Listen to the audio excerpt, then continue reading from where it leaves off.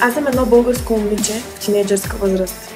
Живея в голям град, в прекрасно семейство, от което съм научила най-съкровените си ценности. Единствено от него получавам подкрепа, а ми се иска да се чувствам защитена и от държавата. Защото се интересувам. Чувам от медиите, че държавата планира дейности за деца и младежи и след това отчита резултати. Интересно, с кои деца и младежи работи държавата? Защо аз не съм включена? Защо моите приятели не са включени и никой не се интересува от нашето мнение? Искам да променя това. Искам да участвам. Искам да ме чуят.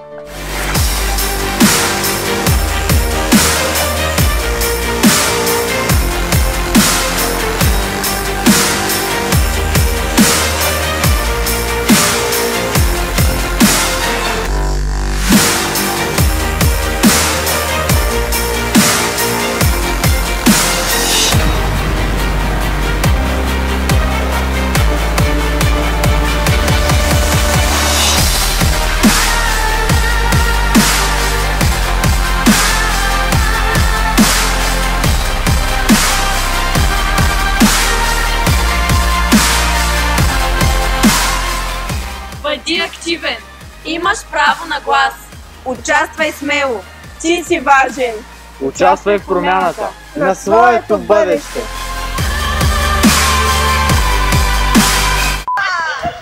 Добре! Да!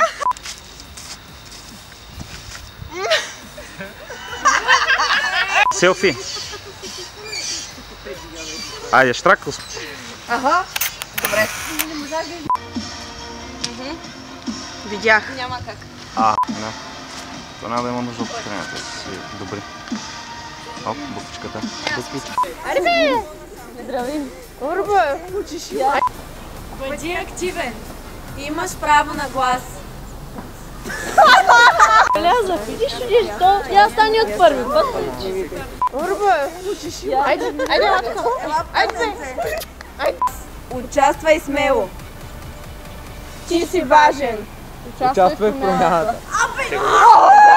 Ти си важен! Участвай в програмата! На своето бъдеще! Каква програма? Ти си важен! Участвай в програмата! На своето бъдеще! Ето, край! Щеш да бягаш!